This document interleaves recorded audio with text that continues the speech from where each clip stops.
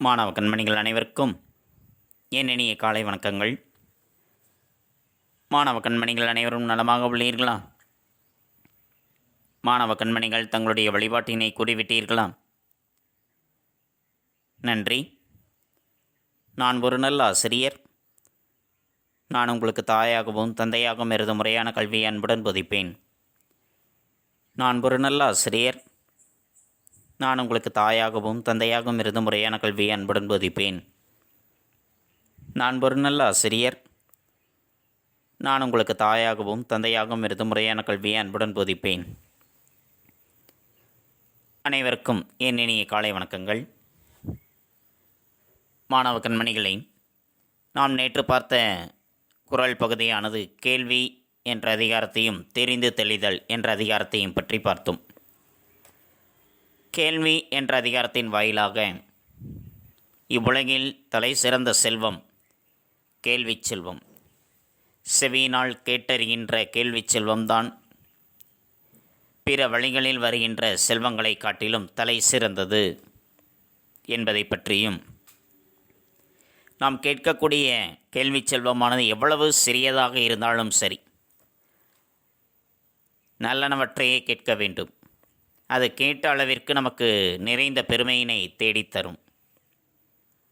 நுட்பமான கேள்வி அறிவு என்பது இல்லாதவர் அடக்கமான பணிவான சொற்களை பேசுவது அரியதாகிவிடும்.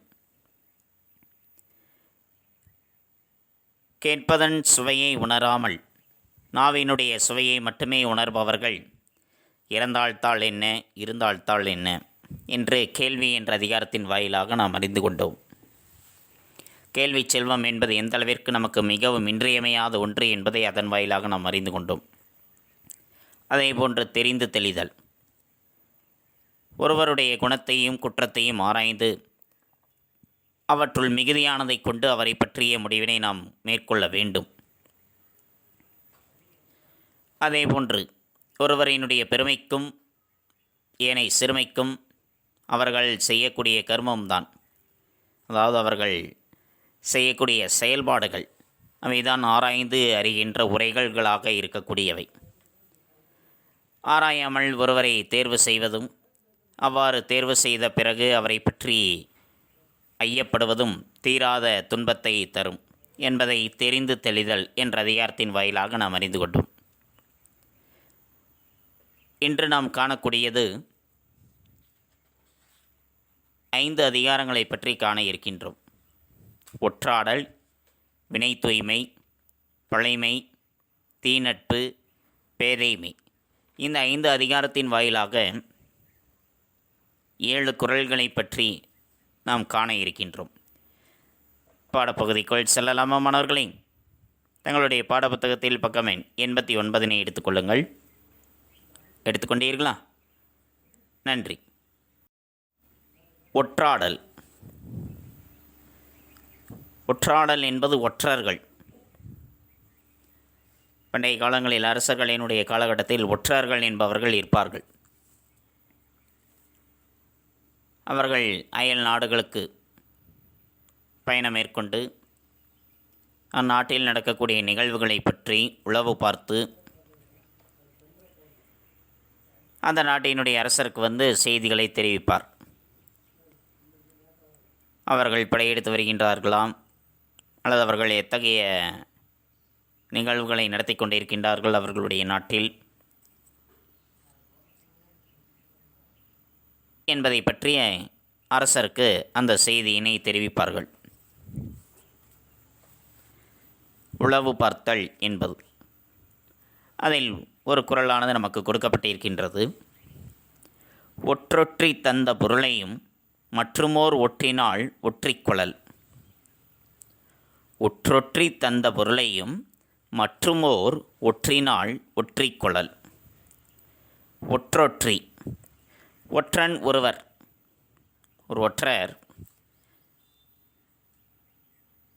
அவர் வெளிநாட்டிற்கு சென்று, அயல் நாட்டிற்கு சென்று அங்கே இருக்கக்கூடிய தகவல்களை இரகசியமாக அறிந்து தந்த பொருளையும் நமக்கு கூறுகின்றார்.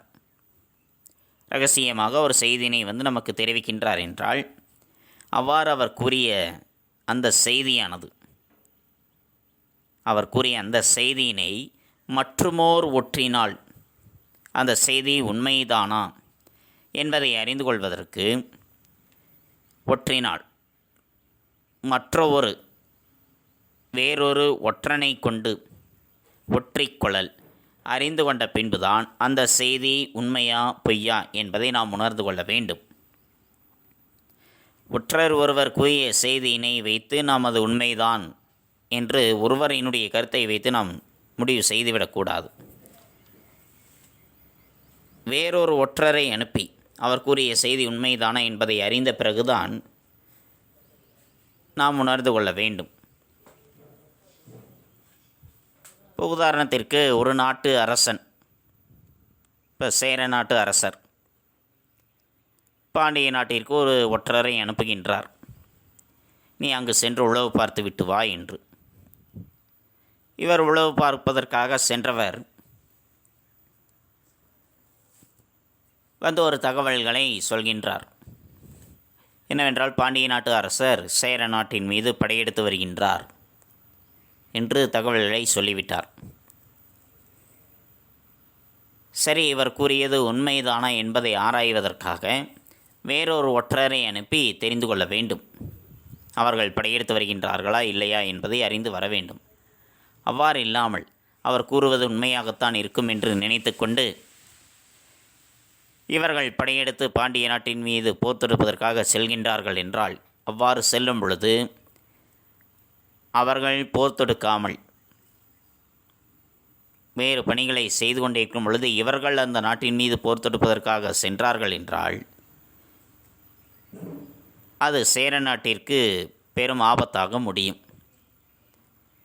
ஏனென்றால் அவர்கள் படையெடுப்பாமலே இவர்கள் படையெடுத்து வருகின்றார்கள் என்றால் அது இவர்களுக்கு ஆபத்தாக முடிந்துவிடும். அங்கே இவர்கள் எதனை வைத்து அங்கே சென்றார்கள்? அந்த ஒற்றர்க்குரிய செய்தியை வைத்து சென்றார்கள். அப்போ அந்த ஒற்றர்க்குரிய செய்தியானது உண்மையா பொய்யா என்பதை ஆராயாமல் அவர் கூறியதை வைத்துக்கொண்டு சென்று விட்டார்கள். அது தவறானது.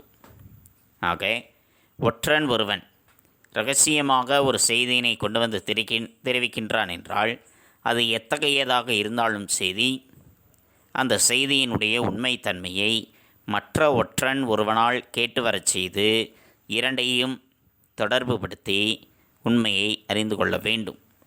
அதுதான் ஒற்றாடல் என்ற அதிகாரத்தில் வள்ளுவர் குறிப்பிடுகின்றார். இது ஒற்றர் என்றே இல்லை, யாரேனும் ஒருவர் ஒரு செய்தியை நம்மிடம் தெரிவிக்கின்றார்கள் என்றால், ஒருவரை பற்றி அவன் அப்படிப்பட்டவன் இப்படிப்பட்டவன் என்று ஒரு செய்தியை நமக்கு சொல்கின்றார்கள் என்றால், அவர்கள் கூறியதை வைத்து அது உண்மையாகத்தான் இருக்கும் என்று நாம் கண்மூடித்தனமாக நம்பிவிடக்கூடாது. அவர்கள் கூறுவது உண்மைதானா என்பதை அமர ஆராய்ந்த பிறகு, அல்லது வேறொருவரை வைத்து அந்த செய்தி உண்மைதானா என்பதை நாம் அறிந்து கொண்ட பிறகுதான் அது உண்மையா பொய்யா என்பதை நமக்கு தெரிய வேண்டும். ஒருவர் கூறுவதை வைத்தே அது உண்மைதான் என்று நாம் உடனே ஏற்றுக்கொள்ளக்கூடாது.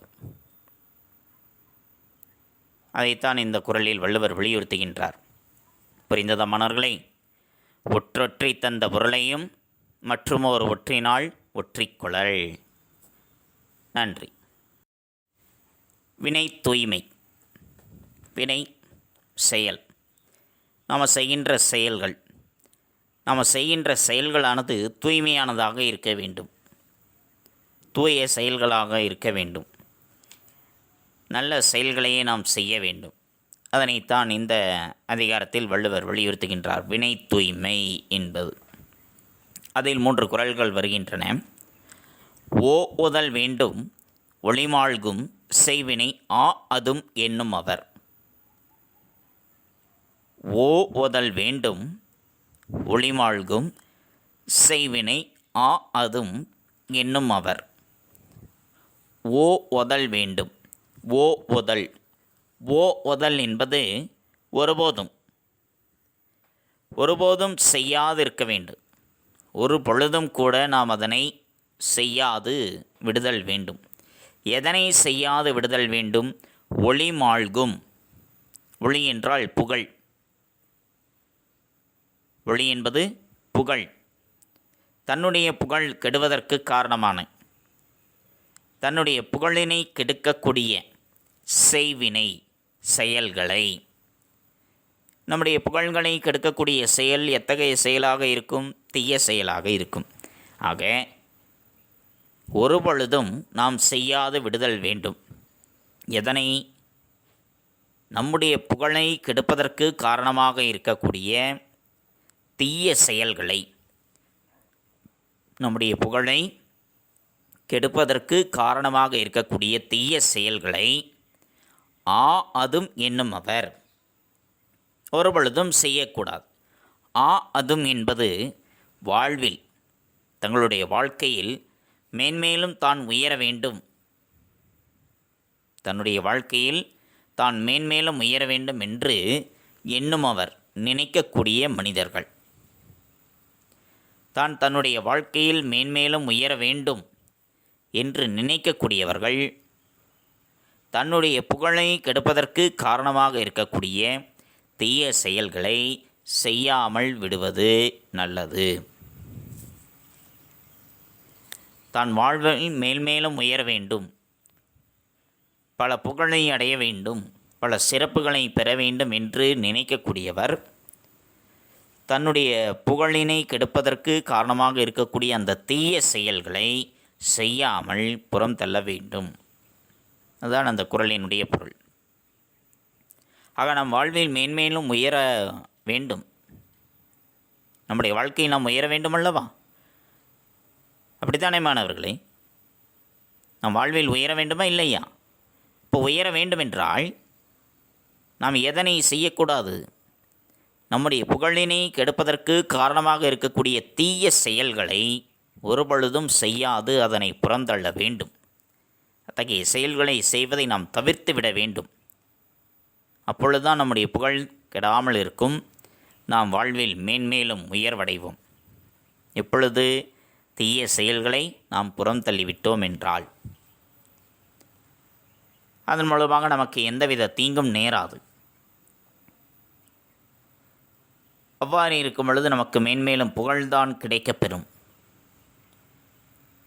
ஆக நம்முடைய புகழை கெடுக்கக்கூடிய தீய செயல்களை புறம் தள்ளிவிட வேண்டும். இது முதல் குறளினுடைய பொருள். இரண்டாவது, ஈன்றாள் பசி காண்பான் ஆயினுஞ் செய்யற்க சான்றோர் பழிக்கும் வினை. ஈன்றாள் பசி காண்பான் ஆயினுஞ் செய்யற்க சான்றோர் பழிக்கும் வினை. ஈன்றாள், ஈன்றாள் என்றால் நம்மை பெற்ற தாய். நம்மை பெற்ற தாவை பசி காண்பான், பசியோடு இருக்கின்றாள். நம்மை பெற்ற தாய் பசியோடு இருக்கின்றார் என்பதை கண்ட பிறகும் கூட, அதனை கண்டு வருத்தப்பட்டாலும் சரி, செய்யற்க செய்யக்கூடாது. நம்மை பெற்ற தாய், ஈன்றெடுத்த தாய் பசியோடு இருக்கின்றார், அவர் பசியினை கண்டு நாம் வருத்தப்பட்டாலும் சரி, ஒரு பொழுதும் இத்தகைய செயல்களை செய்யக்கூடாது. எத்தகைய செயல்களை? சான்றோர் பழிக்கும் வினை, சான்றோர்கள் பழிப்பதற்குரிய செயல்களை ஒரு பொழுதும் நாம் செய்யக்கூடாது. நம்மை பெற்ற தாய் பசியோடு இருக்கின்றார், அதனை கண்டு நாம் வருந்துகின்றோம் என்றாலும் சரி, சான்றோர்கள் பழிக்கக்கூடிய தூய்மையற்ற செயல்களை ஒருபொழுதும் செய்யாதிருக்க வேண்டும். அப்போ சான்றோர்கள் பழிக்கக்கூடிய செயல்கள் என்றால் என்ன? தீய செயல்கள். நம்மை பெற்ற தாய் பசியோடு இருக்கின்றார், அவ்வாறு இருக்கும் பொழுது அந்த சூழ்நிலையில் நாம் ஒரு தீய செயலை செய்கின்றோம் அவருடைய பசியினை போக்குவதற்காக. ஏதேனும் ஒரு கடையிலிருந்து அவரை அறியாமல் நாம் உணவுப் பொருள்களை எடுத்துக்கொண்டு வந்து நம்முடைய தாயினுடைய பசியை போக்குகின்றோம் என்றால் அது தூய்மையற்ற செயல், தீய செயல், சான்றோர்கள் பழிக்கக்கூடிய செயல். அந்த செயலினை ஒருபோதும் செய்யக்கூடாது. அதைத்தான் வள்ளுவர் சொல்கின்றார். ஏனென்றால் அந்த பெரியோர்களினுடைய பழிச்சொல்லானது நம்முடைய வாழ்வை அழித்துவிடும், நம்முடைய வாழ்க்கையே அழித்துவிடும் சான்றோர்களினுடைய பழிச்சொல்லானது. ஆக அந்த சான்றோர்கள் பழிப்பதற்குரிய செயல்களை ஒரு பொழுதும் நாம் செய்யக்கூடாது. ஏனென்றால் அது வாழ்வையே அழித்துவிடக்கூடியது. அதனால்தான் தாயினுடைய பசியை காண நேரிட்டாலும் சரி, சான்றோர்கள் பழிக்கக்கூடிய செயல்களை ஒரு பொழுதும் செய்யக்கூடாது என்று வள்ளுவர் சொல்கின்றார். புரிந்ததா மாணவர்களே? ஈன்றால் பசிகாண்பா நாயினும் செய்யற்க சான்றோர் பழிக்கும் வினை. தன்னுடைய தாயினுடைய பசியை கண்டபோதும் சான்றோர்கள் பழிக்கின்ற செயல்களை ஒரு பொழுதும் செய்யக்கூடாது. அடுத்து அதில் கடைசி குறள். சலத்தால் பொருள் செய்தே மார்த்தல் பசுமன் களத்து நீர் பெய்திரி ஈயற்று. சலத்தால் பொருள் செய்தே மார்த்தல் பசுமன் களத்து நீர் பெய்திரி ஈயற்று. சலம். சலம் என்பது தீய செயல். சலம் என்பது தீய செயல். தீய செயல்களின் வாயிலாக பொருள் செய்தே, தீய செயல்களின் மூலமாக நாம் பொருள்களை சேர்த்து வைக்கின்றோம். தீய வழியில் நாம் செல்வத்தினை சேர்த்து வைக்கின்றோம் என்றால், அப்படி சேர்த்து வைக்கக்கூடிய அந்த செல்வமானது ஏமார்த்தல். ஏமார்த்தல் என்றால் பாதுகாத்து. தீய செயல்களின் மூலமாக நாம் பொருள்களை சேர்த்து அதனை பாதுகாத்து வைத்து வருகின்றோம் என்றால், அத்தகைய செயலானது பசுமன் களத்து நீர். பசுமன் களம். பசுமண் பச்சை மண் பாத்திரத்தில், களம்னா பாத்திரம், பச்சை மண் பாத்திரத்தில் நீர், தண்ணீரை ஊற்றுகின்றோம். அப்பொழுதுதான் அந்த பச்சை மண்ணில் ஒரு பாத்திரம், ஒரு பானை செய்து வைத்திருக்கின்றார்கள். அத்தகைய மண் பாத்திரத்தில் நாம் தண்ணீரை ஊற்றுகின்றோம் என்றால் அது என்னவாகும்? பானை என்றால் மண்ணில் களிமண்ணில் செய்வார்கள். செய்த பிறகு அதை தீயில் வைத்து சுடுவார்கள். அதை தீயில் வைத்து சுட்ட பிறகுதான் அந்த பானையில் நாம் தண்ணீர் ஊற்றி வைக்கும் பொழுது தண்ணீரானது பானையில் இருக்கும், அது தங்கிவிடும், கசிந்து வெளியேறாது. ஆனால் தீயில் சுடாமல் பச்சை மண்ணாக இருக்கின்றது என்றால், தீயில் சுடப்படாத அந்த பச்சை மண் பாத்திரத்தில் தண்ணீரை நாம் ஊற்றி வைக்கின்றோம் என்றால், அந்த தண்ணீரானது அந்த பானையில் தங்காமல் கசிந்து வெளியேறிவிடும். அதனைப் போல ஒருவன் தீய செயல்கள் மூலமாக பொருளை தேடி சேர்த்து பாதுகாத்து வைக்கின்றான் என்றால், அந்த செல்வமானது பச்சை மண் களத்தில் நீரூற்றி வைப்பதை போன்று அவ்வளவு எளிதாக அவரிடத்தில் தங்கி இருக்காது. அது அவரை விட்டு வேறொருவரை தேடிச் சென்றுவிடும். அதைத்தான் இந்த குறளில் வள்ளுவர் வலியுறுத்துகின்றார். ஆக நாம் செய்கின்ற செயல்கள் தூய்மையான செயல்களாக இருக்க வேண்டும். பிறருக்கு தீங்கு தராத நல்ல செயல்களையே நாம் செய்ய வேண்டும். அதுதான் வினை தூய்மை என்று சொல்கின்றார். புரிந்ததா மாணவர்களே? ஓதல் வேண்டும் ஒளிமாழ்கும் செய்வினை அதும் என்னும் அவர். தன்னுடைய வாழ்க்கையில் உயர வேண்டும் என்று நினைப்பவர் புகழை கெடுக்கக்கூடிய செயல்களை புறம் தள்ளிவிட வேண்டும். ஈன்றால் பசிகாண்பா நாயினும் செய்யற்க சான்றோர் பழிக்கும் வினை. தன்னுடைய தாயினுடைய பசியை கண்டபோதும் சான்றோர்கள் பழிக்கக்கூடிய செயல்களை ஒரு பொழுதும் செய்யாதிருக்க வேண்டும். சலத்தால் பொருள் செய்தே மார்த்தல் பசுமன் களத்து நீர் பெய்திரீயற்று. தீய செயல்களால் பொருளை சேர்த்து பாதுகாத்தல் என்பது பச்சை களிமண் களத்தில் நீரூற்றி வைப்பதை போன்று பாதுகாப்பானதாக இருக்காது. நன்றி. பழைமை. பழைமை என்ற அதிகாரத்தில் ஒரு குறள் நமக்கு கொடுக்கப்பட்டிருக்கின்றது. விளைதகையான் வேண்டி இருப்பர் கெழுதகையார் கேளாது நட்டார் செய்யின். விளைதகையான் வேண்டி இருப்பர் கெழுதகையான் கேளாது நட்டார் செய்யின். விளைதகையான், விளைதகை என்பது விளைவது, நட்பு பாராட்டுவது. நட்பு பாராட்டுபவர்களினுடைய விருப்பத்தோடு, நட்பு பாராட்டுபவர்களினுடைய விருப்பத்தோடு கேளாது, விளைதகையான் வேண்டி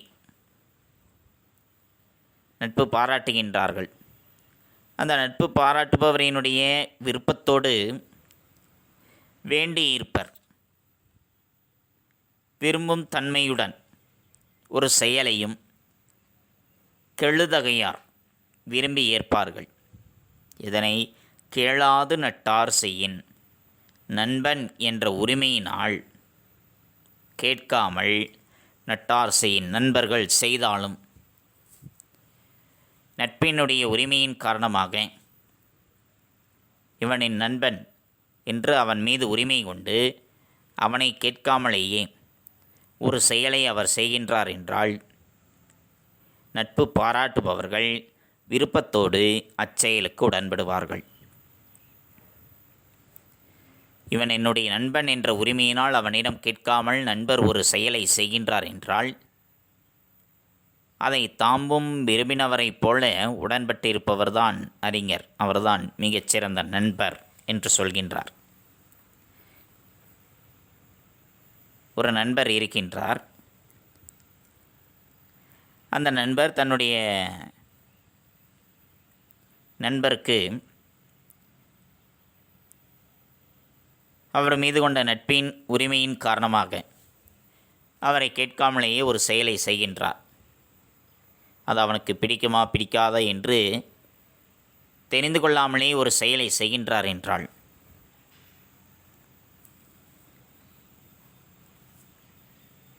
அது தனக்கும் பிடிக்கும் என்று விரும்பி அதற்கு உடன்படுபவர்தான் அறிஞர், அவர்தான் நண்பர்.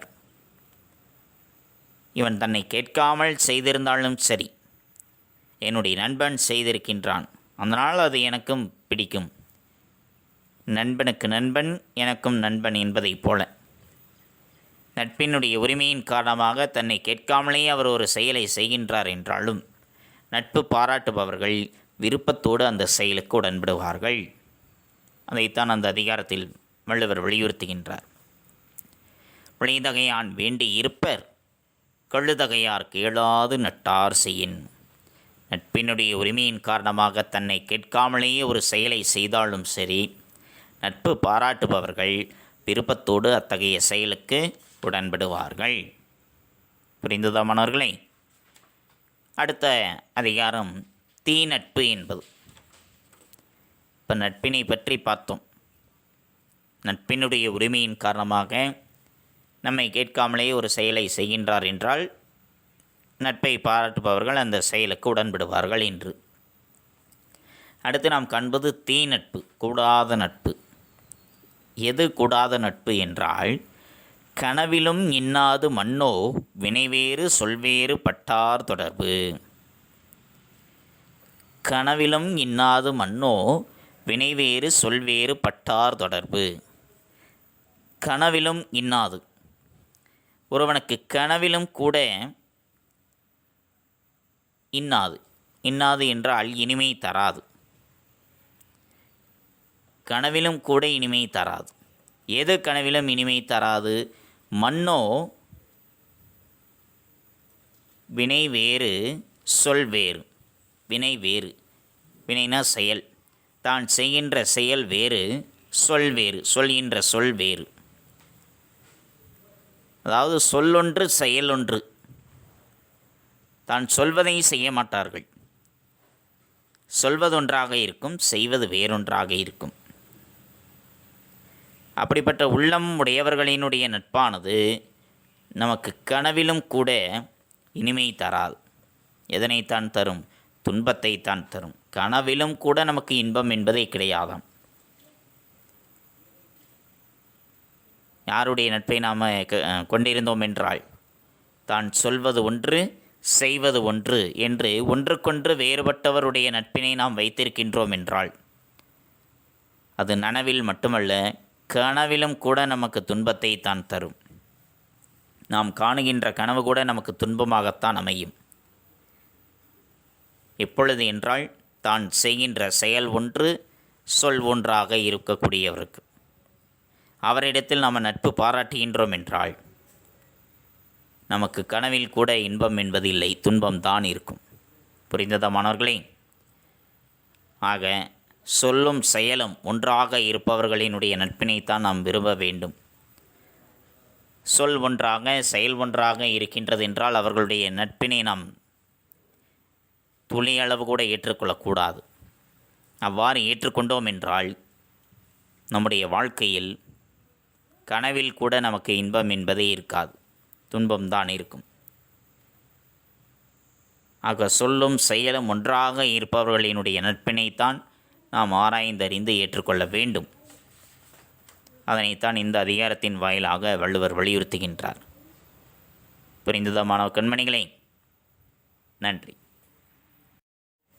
பேதைமை. பேதைமை என்பது அறியாமை.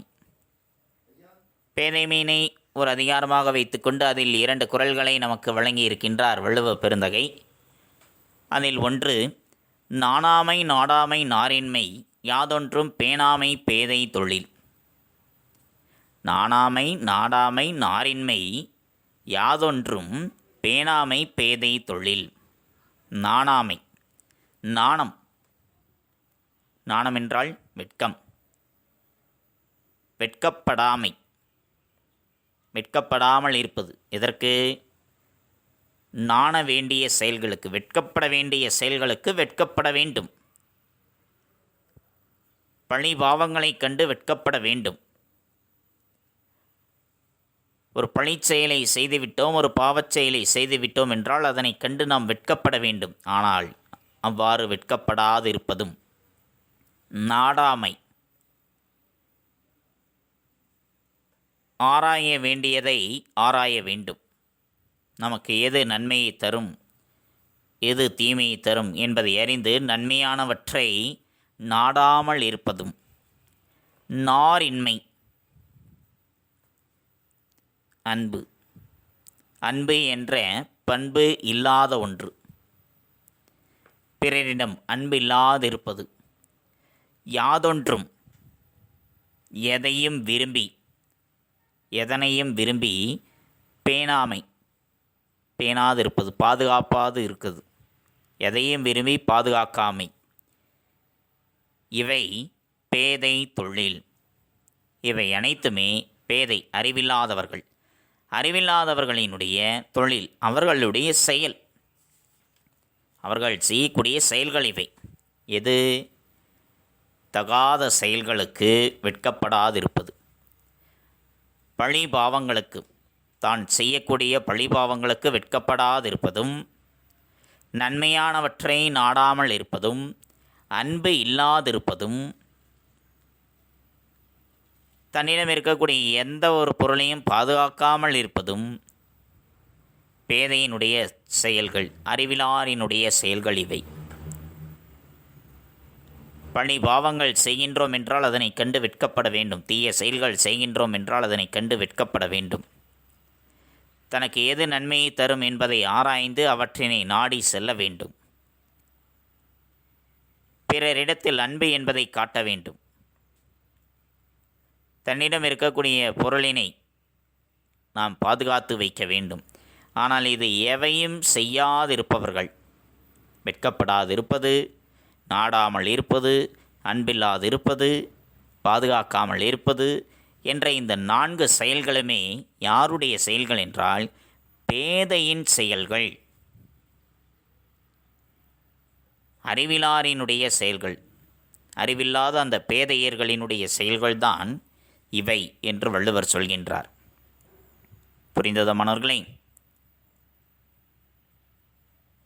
எவை பேதையின் செயல்கள்? தகாத செயலுக்கு வெட்கப்படாமை, தக்கவற்றை நாடாமை, பிறரிடம் அன்பு இல்லாமை, ஏதொன்றையும் பாதுகாக்காமை.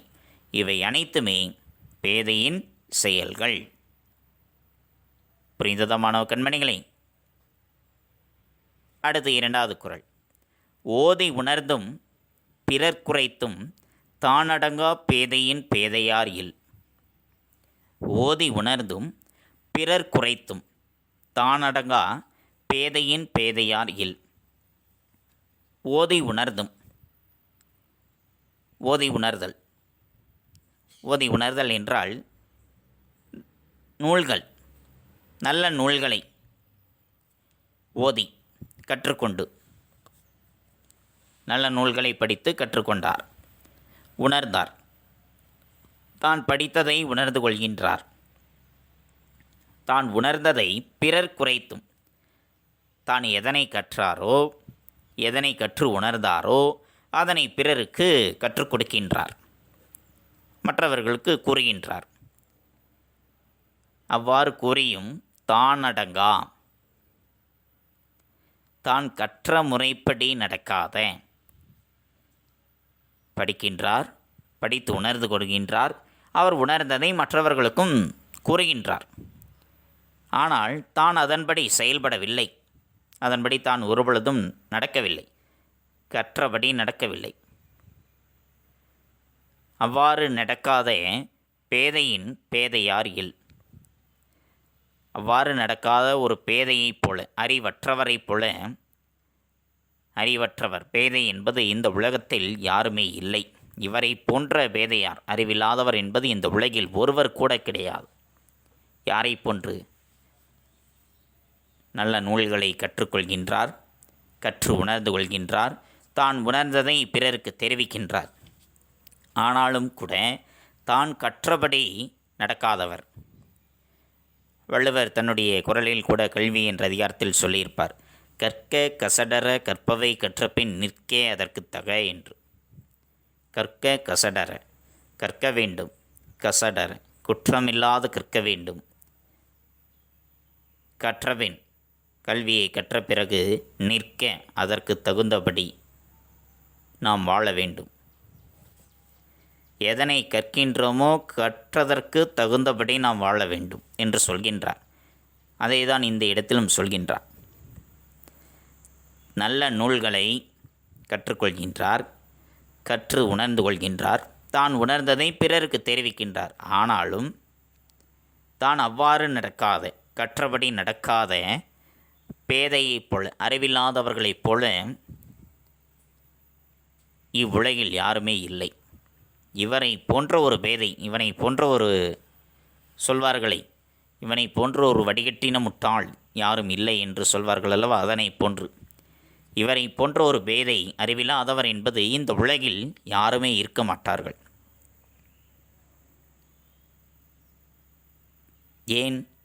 ஏனென்றால் அவர் கற்றபடி அவர் நடக்கவில்லை.